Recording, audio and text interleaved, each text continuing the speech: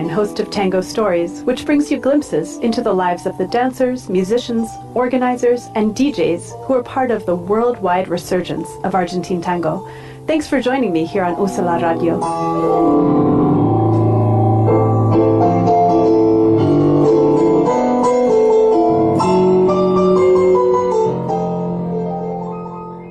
Thanks so much for joining us today on Tango Stories here on USALA Radio. I'm your host, Meredith Klein.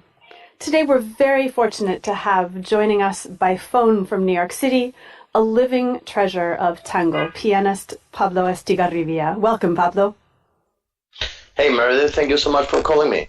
Thank you so much for being here. So for our listeners, Pablo is truly a world-renowned virtuoso Argentine tango pianist, arranger, and composer. He's played over 1,000 concerts around the world to great critical acclaim, and I really believe he's one of the great tango musicians of our times. So very, very honored to have you here on our show, Pablo. Oh, thank you. It's my pleasure, really. So going back to the beginning, you were trained as a classical pianist initially. How did that come to pass? Yeah, when I was very little, I come from a family where some musicians. My mom was a musician. Mm-hmm. She started playing piano when she was very little. She became a piano teacher. Uh-huh. I started studying with her when I was 5. Oh, wow. Yeah, and of course I started with classical music, as you well said before. Mm-hmm. And at the age of 8, I joined the conservatory in Buenos Aires, the National Conservatory. And in order to do that, it was a big move for you, right? Because you were born in a small town in the northeastern part of Argentina? Yeah, it's about 11 kilometers north from Buenos Aires, so it was a big move. 1,100 kilometers? Yeah. Yeah. Like a 13-hour ride. Wow. So all the way up near Paraguay. Yeah, that's right. And you arrived in Buenos Aires, you told me, not through already your musicianship, but through your mom's. She got a grant or a scholarship to go study cello? She got a scholarship to study cello in Buenos Aires. That's so cool. And it turned out to be an amazing thing for you because you got to take part in a normal conservatory environment from then through, well, for a long time. Yes, I mean, if there was a place in Argentina where you can learn how to play an instrument properly, that would be Buenos Aires. You know? Mm-hmm. They have a saying in the countryside in Argentina. They say God is everywhere, but He picks up the phone in Buenos Aires. I love that, and you have to think about the huge distances that separate spaces in Argentina to really understand. Right? You grew up a 13-hour drive from Buenos Aires, and you can drive 40 hours south and still be in the country of Argentina. Yeah, it's a big country. Yeah. So you studied for many years, and you actually won some huge awards as a classical musician. In 2005, you won a national chamber music competition in the youth category? Yes. And then there was one more in 2008 that it was a big national competition. And it was the only competition I never been to, so it's a good thing I won. The only one you ever went to? Yeah. It was the classical piano national competition. So all the pianists, all the youth pianists in all of all of Argentina. The top age was 25 years old, something like that. Wow. Yeah. And you actually won first prize. Yes. I guess no one saw that coming because not even me. You didn't see it coming. No, not at all. I mean, my teacher said just to go there to make my first experience in a competition that was a very stressful environment and so on. Uh-huh. And I don't know, it started going well for me. It was very stressful though. After that, I didn't want to go to a competition anymore. It's very stressful. I can really understand that, or imagine that. And anyways, shortly after that, you started to feel like you wanted to explore other genres of piano performance. Yes, I always liked jazz and Brazilian music and so on and so forth. So I started actually of course, in a rock band when I was in high school. Uh-huh. And we would rehearse at the drummer's house. And his father would be taking jazz piano lessons. Wow. And one time he was away and he forgot some sheet music on the piano and started reading it. And I said, wow, I like this. That's so cool. And I started studying jazz. Uh-huh. My dad used to travel to the States to work a fair amount of time back in the day, and he brought me books on how to improvise and how to learn jazz. Wow. That you couldn't get PDFs back in the day, so I was very lucky to get the actual books. They were in English, but still I could speak English, so that was good. So you were something of an autodidact in jazz. You were teaching yourself. Yes, I am. Wow. And then from jazz, you became interested in another musical genre. Yeah, I did a few things, but then when I started playing tango, that was the end of it. It's like I remember the first time I played with a bandoneon and a contrabajo and so on. Uh-huh. And I remember the feeling that said, that your body is telling you, this is it, man. Wow. That's amazing. It felt like home. Although I never played it before. You know what I mean? Yes. It felt right. So I thought, okay, this is my path. And never stopped ever since then. So you got a scholarship to go to the Orquesta Escuela de Tango in Buenos Aires and study with Maestro Emilio Balcarce. Oh yeah, Emilio Balcarce, he was also one of the greatest. He composed La Bordona, Wow. And he wrote arrangements for Troilo Orchestra, for Osvaldo Pugliese Orchestra, wow. for Alberto Marino. Yes. He was a piece of tango history. And you got to go work with him. Yes, we worked together for 2 years in the Orquesta Escuela, and I even got to do a 2-week tour through Italy with him. That's amazing. Yeah. I remember waking up at 7 a.m. to go have breakfast with him, because he woke up very early and he went to the breakfast in the hotel. Uh-huh. And I will wake up at 7 a.m. I'm not a morning person, so that was a big effort for me. And to go listen to his stories and stuff, Wow. It was amazing, yeah. He was a direct link to the history, to Troilo and Pugliese and all the greats of tango from the past. Because there is a lot of things about tango that you will not get from the books. Mm-hmm. Absolutely. You need to go to the source, because it's fairly a new music. It's not really, there's not really a scholastic thing. There's not academy of tango. Yeah. There's no tradition of writing books and treaties and stuff. So mainly you have to go talk to the people that was there. Yes, to some extent it's an oral tradition still. Yeah. So you released your first tango CD in 2012. It was called Chapado a la Antigua. Yep. Yeah, I was hanging out a lot with the guys. When I say the guys, they were around 80. And around 80 years old? Yeah. So I became really identified with their way of thinking and the way of conceiving tango. And it was very different from the tango musicians of my age. I was 20-something. Mm-hmm. So people said I was old school. So that's what I named my first CD, Old School. Got it. And most of the musicians beside yourself were quite elderly? You mean the musicians in my orchestra? Yes.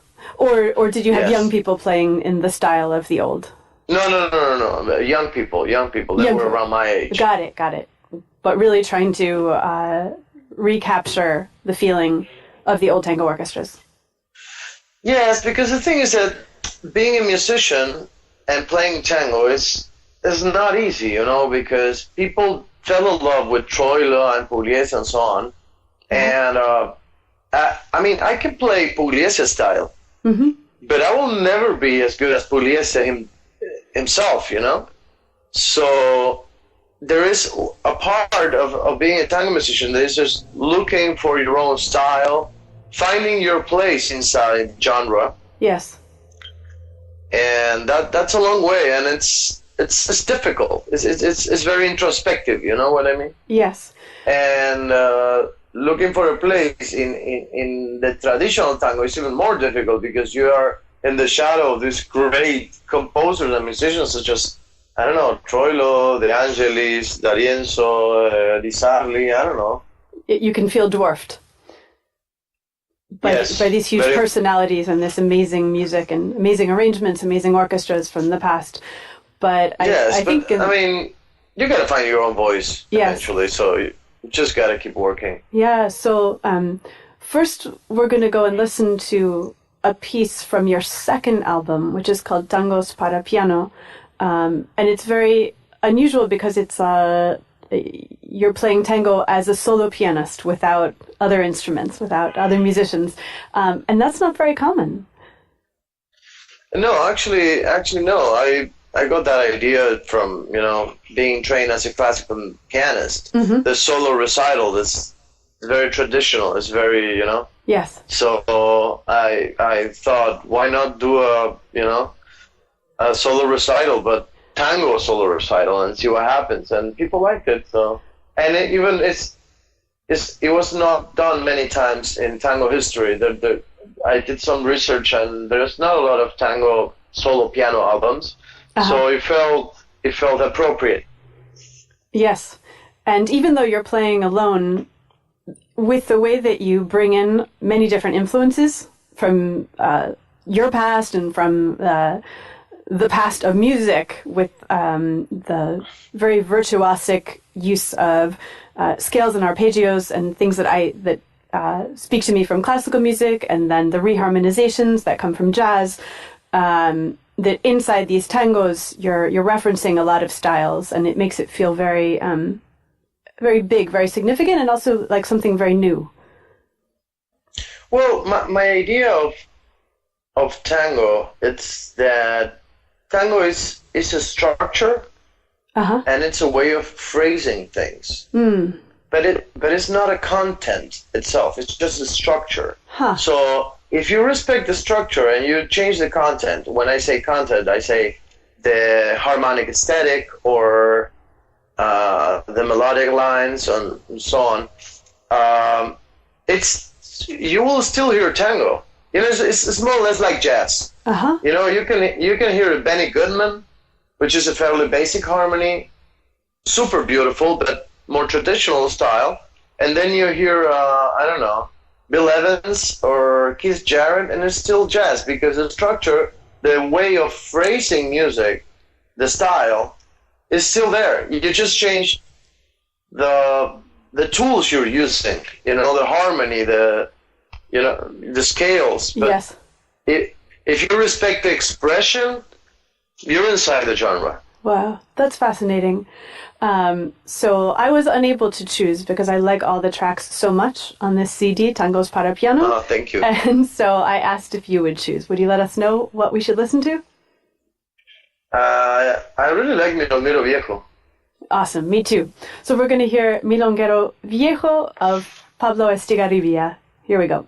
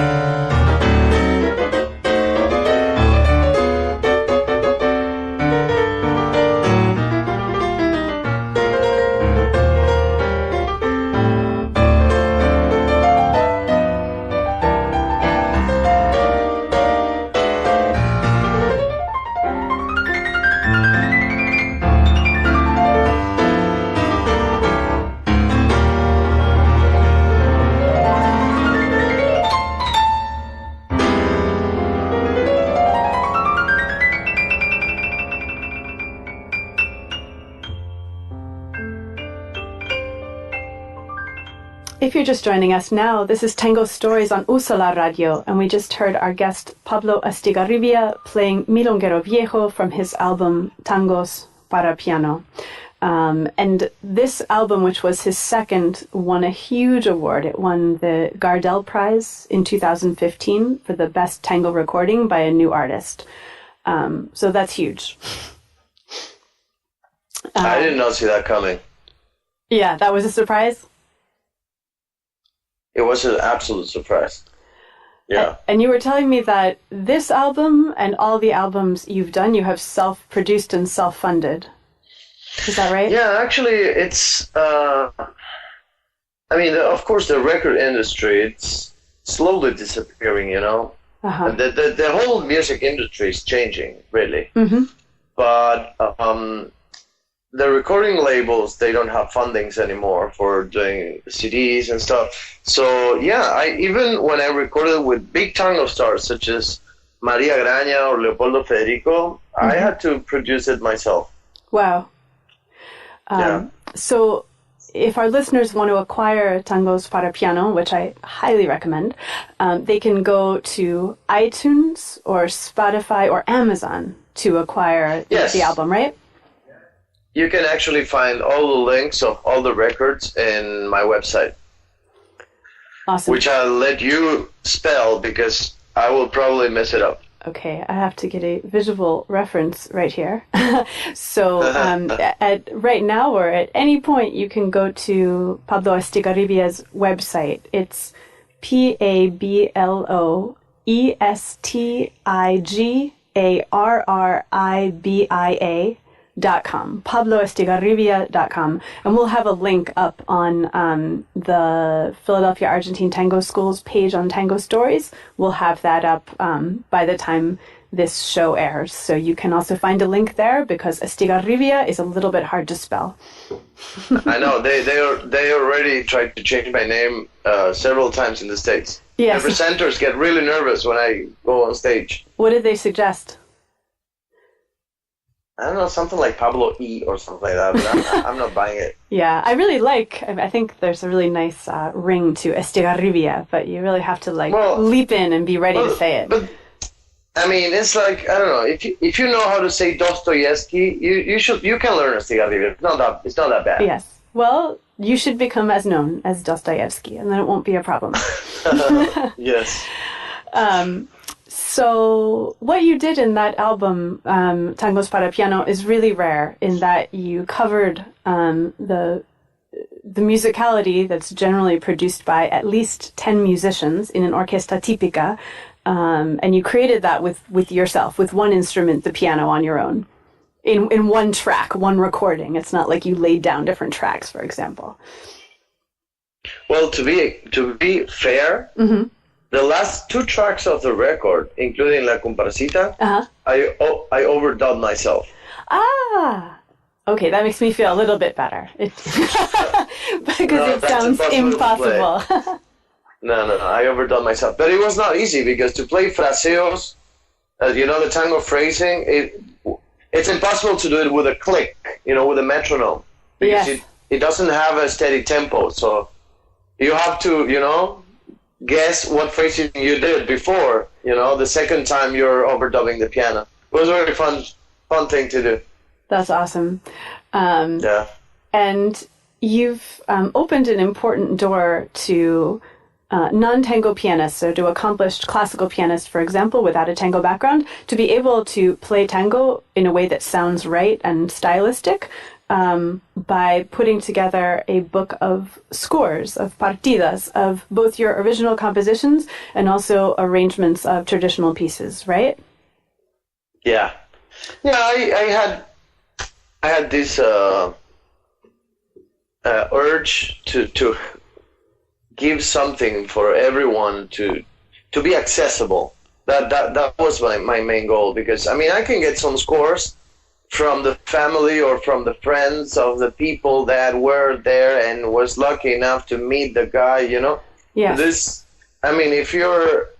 What if I was born in Singapore and I want to play tango? I want to go to tango.com and get sheet music, Yep.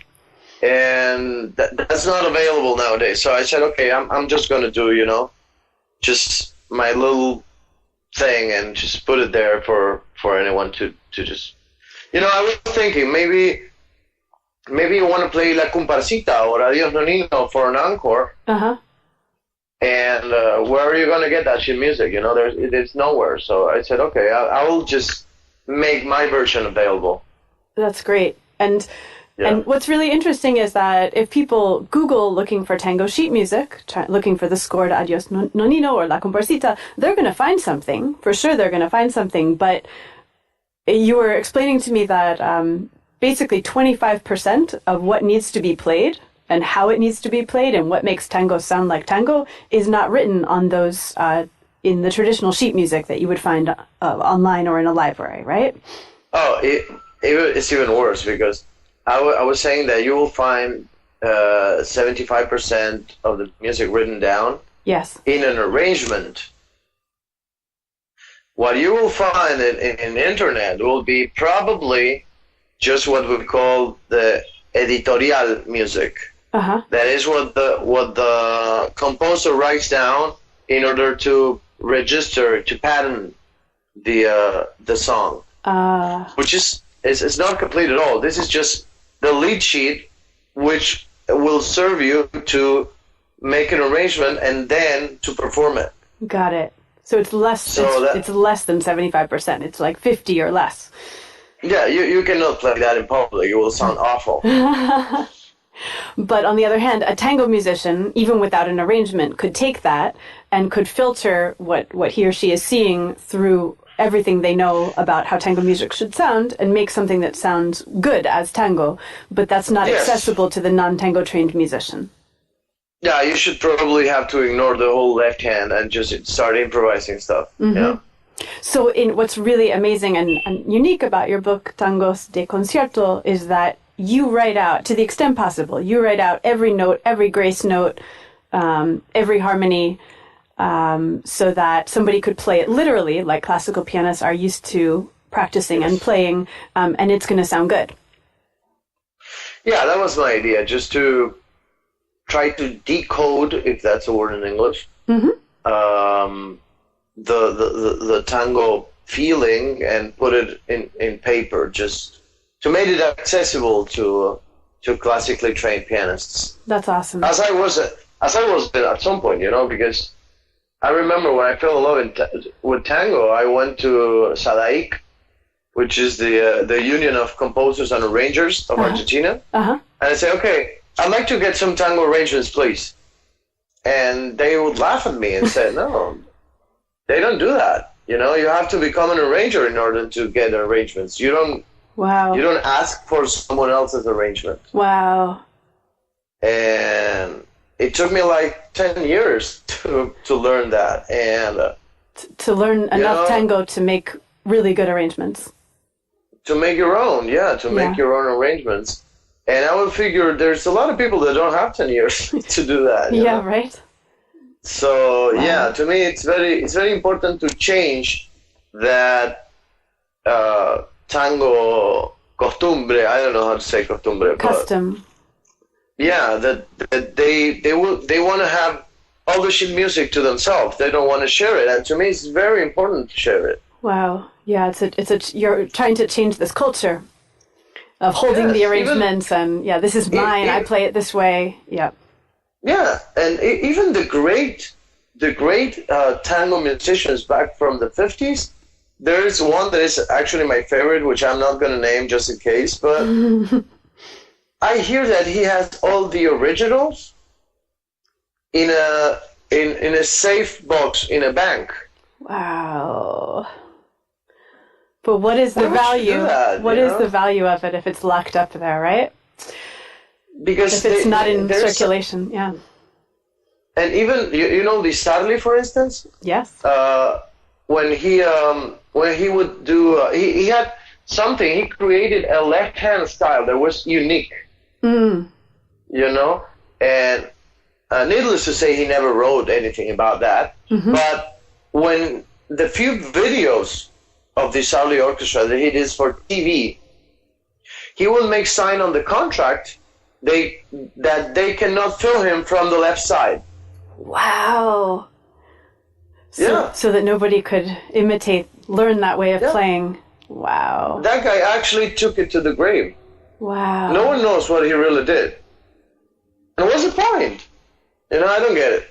Yeah. So I want to change that. I want to open things, for people to Yeah. I don't know. Well, it's so important, and it's what the show is about. We're all of our guests are people who, in one way or another, are helping with the resurgence of tango and the growth of tango dancing and tango music in the world. And this is an incredibly important, the fact that you wrote down your arrangements and a classical pianist could play them in a concert or as an encore, like you said, that brings tango to more audiences and makes more people take tango seriously. So it's super important. Actually, from now on, I took the oath that when I release a CD, I will release simultaneously a book with all the scores on the CD. Wow. So, I mean, it's time to, to open the doors for people, to the tango. Amazing. Wonderful. Yeah. All right. We're ready to take another break and listen to another tango, another recording. So we're going to listen from the CD that you produced with a trio that was led by Victor Lavagén. So it's Lavagén, Estigarribia, and Cabarcos. Is that right? Yes, of course.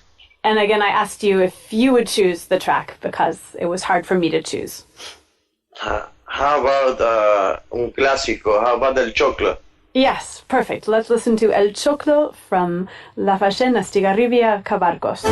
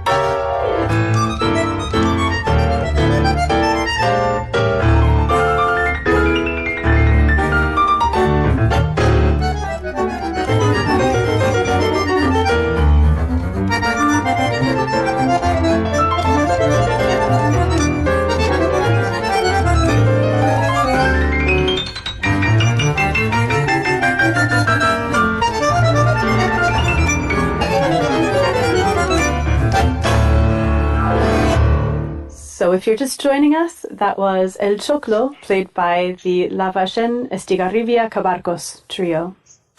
And we're here with my guest, Pablo Estigarribia, an amazing tango pianist. Pablo, you've performed around the world, in Germany, France, Belgium, Japan, Russia, Finland, Canada, Cuba, around the US and Argentina, over 1,000 concerts. And with many of sometimes I can't believe it. It's impressive. And you're quite young also. Thank you for that. Well, at least I think you are. So you've played over 1,000 concerts, and many of them with some of the greatest tango musicians alive, and many of them who have a storied history in tango, so who are a real direct link to tango's golden age. And among all of these opportunities and musical relationships, one really stands out as particularly special, and that's with the singer Maria Grania. Well, yeah, it was short and very intense. It was, short, it was a couple of years. Uh-huh. But yeah, in those 2 years that we worked together in Buenos Aires, we actually conceived the record. Wow. Yes, it was, I admired her since I listened to her the first time, 10 years ago. Mm-hmm. And I was lucky enough that he cared for my music and called me to accompany her, and it is a great honor for me. I heard you and Maria at the Club Vinilo in Buenos Aires last year, and it was really one of the best tango concerts I've ever heard. Yeah, sometimes it's difficult for me to do those concerts with Maria because you're playing and you want to listen to her and stop playing, She's so great that you have to keep playing. It's difficult to just pay attention to what you're doing, and she's amazing. I really love her. I think she's one of those singers that, although of course she has a great voice, she has a great training and whatever, but she also moves people. Yeah, there's something more, something that can't be explained. Yes, I remember some of our performances. I would be playing, and at the end of the song, I will look at the first row, and everyone was crying. Wow. It's very moving. She has something. She's something else. Yeah. So and also she's she's very broad. I remember some of the concerts we did in Clásica y Moderna, just at the very beginning. I have a concert recorded, like a very poorly recorded with my cell phone, that we ended up playing Bossa Nova, and she would sing some Judy Garland as an encore, and wow. She was great. Wow. Yeah, so a real breadth of genres she can sing in also. And she can sing whatever she wants. Wow. And also so completely tango as well. Yeah. So you've released an album together, Maria y Pablo. Yes. That was this year? It's not a biblical thing or anything. It's just our names. That was this year that you released it? Last year. Last year, yes. Awesome. Yes. Wonderful. Yeah. And I asked if you would choose a song that we could listen to off of Maria y Pablo. Well, there is one song that I really love. That I met this song via Maria. I heard her singing. She sings that on YouTube in a very old, like 80s tango show on TV, and I fell in love with how she does this song, and we recorded it. We did a studio version of that. Awesome. And that's Besos Brujos. Besos Brujos. Wonderful. We'll take a break and listen to Besos Brujos of Maria Grania voice and Pablo Estigarribia piano from the album Maria y Pablo.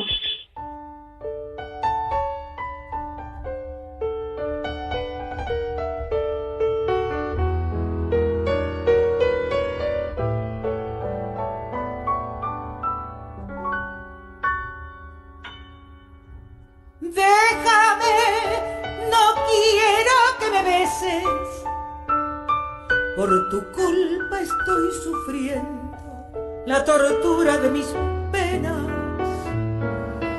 Déjame, no quiero que me toques. Me lastiman esas manos, me lastiman y me queman. Deja que prosiga mi camino. Es la salvación para los dos. Que ha de ser tu vida al lado mío, el infierno y el vacío, tu amor sin mi amor. Besos brujos que son una cadena de desdicha y de dolor. Besos brujos, yo no quiero que mi boca maldecida traiga más desesperanza en mi alma, en mi vida. Besos brujos, así pudiera arrancarme de los labios esta maldición.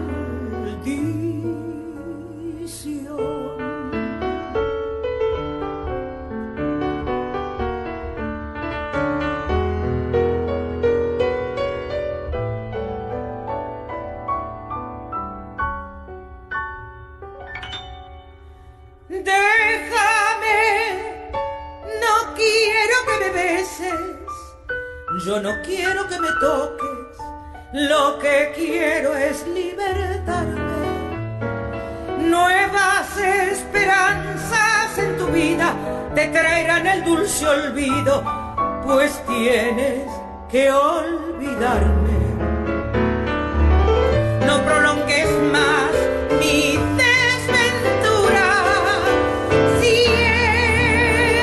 eres hombre bueno, así lo harás. Deja que prosiga mi camino, se lo pido a tu conciencia. No te puedo amar. Besos brujos, besos brujos, que son una cadena de desdicha y de dolor. Besos brujos, yo no quiero que mi boca maldecida traiga más desesperanza en mi alma, en mi vida.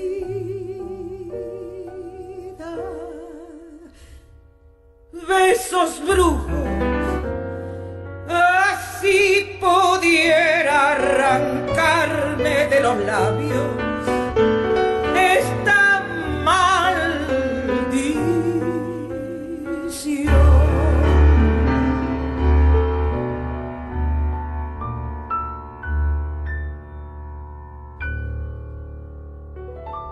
Again, that was Besos Brujos of the pianist Pablo Estigarribia and singer Maria Grania from their new album Maria and Pablo, or Maria y Pablo.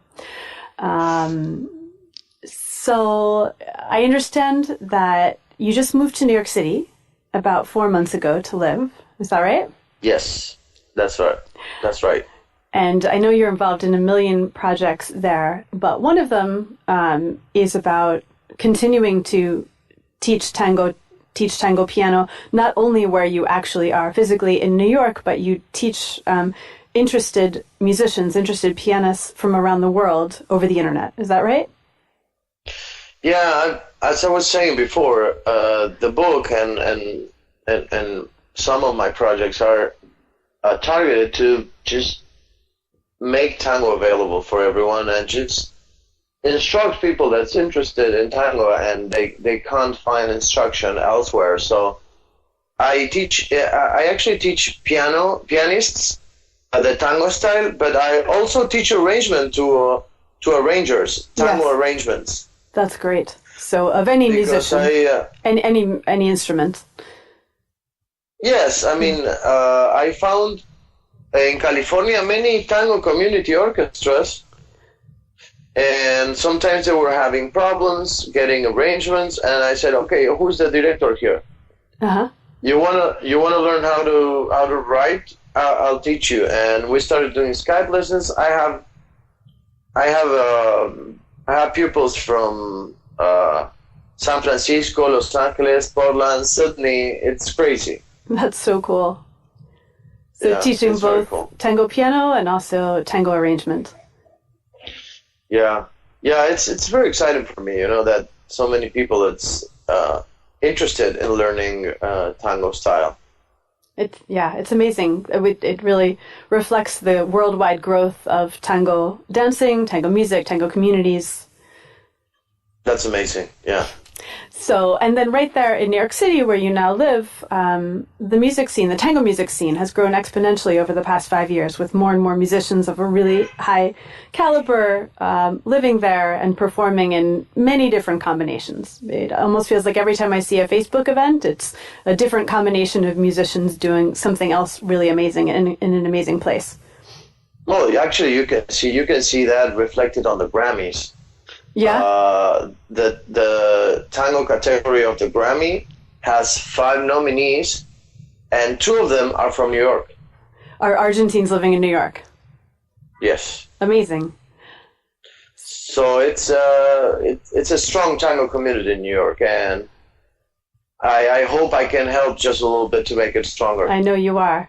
And here in Philly, we're very, very grateful because you, with your friend, pianist Emiliano Messias, came down last month and played an absolutely amazing concert that was called Dueling Tango Pianos. And it was awesome. That was very much fun. Yeah, you guys, you killed it. It was a great night. So I know you're launching your own project, actually, this week. Sunday, November 18th is the debut of the Pablo Estigarribia Trio. Can you tell us a little bit about that? Well, actually, it will be like a mixture of the work I've been doing for the last years because, back in the La Ballena Estigarribia Cabarcos project, I was an arranger and composer as well. So we will hear some of that, and then on the recital, I will take 2 songs to play solo piano because I really enjoyed it. So you will hear some tango para piano as well. Nice. And I want to just showcase, my work of the latest years. That's great. So that's this coming Sunday, November 18th. Yeah. Yeah, and collaborating with the local musicians. That was a thing that I wanted to do. And you have, is it Rodolfo Zanetti on bandoneon? Yes, and Pedro Giraudo. Awesome. On the bass. On the bass. Super. And who's actually one of the Grammy nominees. Yes. And he was actually here at our festival last May, which was awesome, with his orchestra. Oh, yeah. Yeah. And the venue is, what is the venue for the concert? The Advent Lutheran Church. Okay, and that's at 2504 Broadway, which is Broadway and 93rd Street. The doors open at 6:30 this Sunday, and it's a 7 p.m. concert. And people should buy their tickets at the venue, right?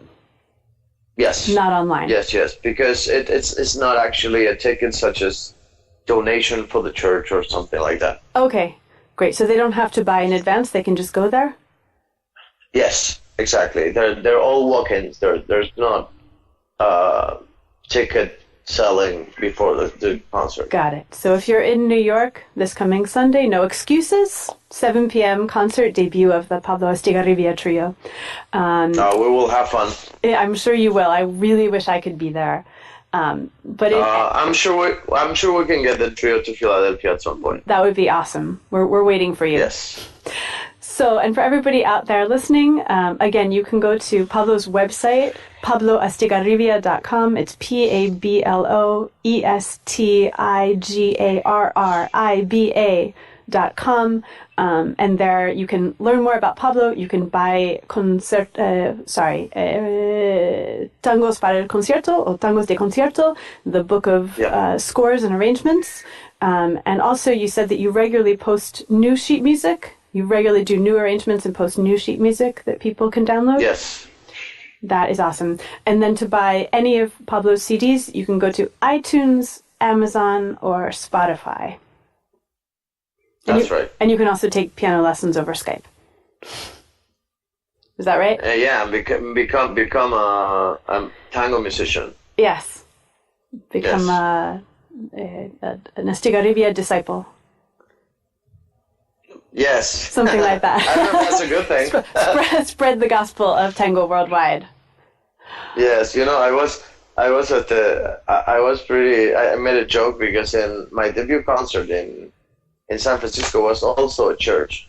So when they took me a picture playing piano, there was this huge window with a crucifix and the light was coming there. Yeah. So I posted on Facebook, the tango mass is about to start. Yeah, exactly. Yeah. And that brings up Facebook. People can follow you on Facebook as well, right? Yes, and I have Instagram and all social media on there. Okay, fantastic. Well, we're looking forward to having you back in Philadelphia. I hope it's soon. Meanwhile, good luck with all of your endeavors, and thank you so much for taking the time to come on Tango Stories. It's been great. Oh, it's my pleasure. All right, Pablo, until next time, thank you. Thank you, Meredith. Ciao, ciao. Ciao.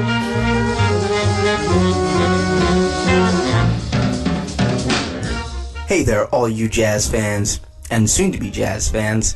This is Marcel Ballinger, and I'd like to extend a warm invitation for you to listen to my show, Keep On Keepin' On, here on USALA Radio, Thursday evenings from 7 to 8 p.m., and Saturday afternoons, 3 to 4 p.m., Eastern Standard Time.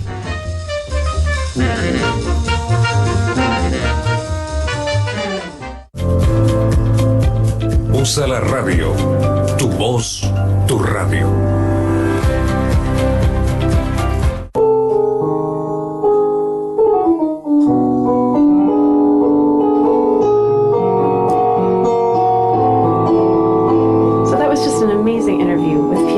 Pablo Estigarribia, and it's left us with only a little bit of time for music today, but we're going to listen to two more tracks, both of Estigarribia himself, to close out the show. The first is with Maria Grania, the singer that he was speaking of so highly. It's Pedacito de Cielo, a tango valse.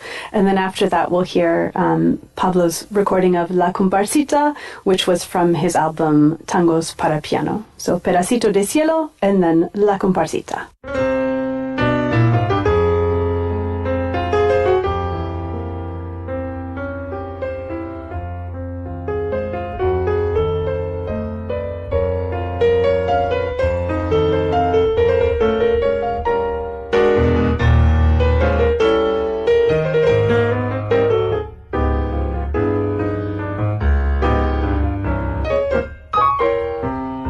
La casa tenía una reja pintada con quejas y cantos de amor.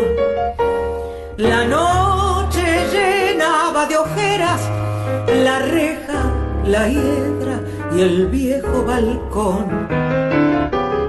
Recuerdo que entonces reías si yo te leía mi verso mejor. Y ahora, capricho del tiempo, leyendo esos versos, lloramos los dos. Los años de la infancia pasaron, la reja está dormida de tanto silencio. Y en aquel pedacito de cielo se quedó tu alegría y mi amor. Los años han pasado terribles, malvados, dejando una esperanza que no ha de llegar. Y recuerdo tu gesto travieso después de aquel beso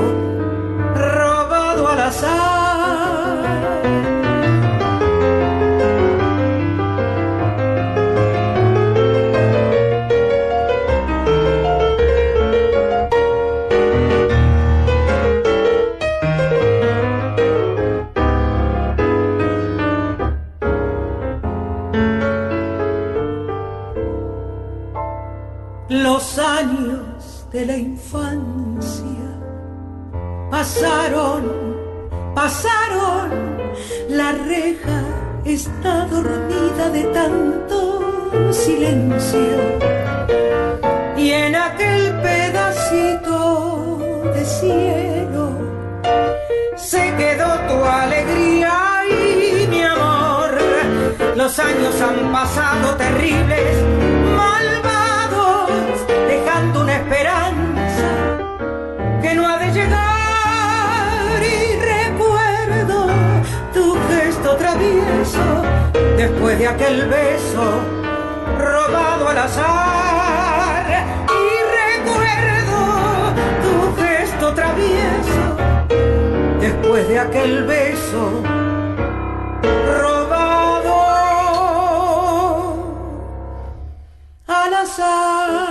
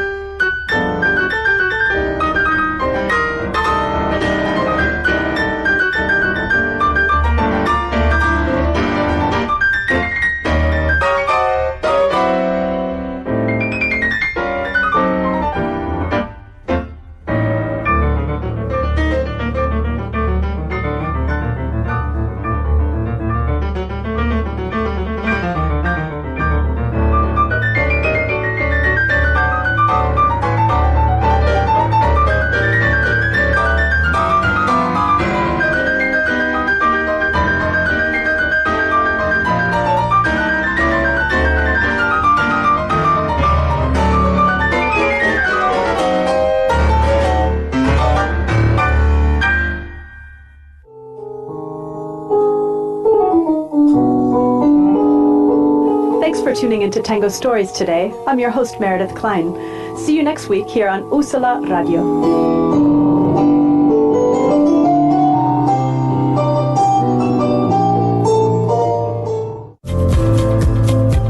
USALA Radio. Tu voz, tu radio.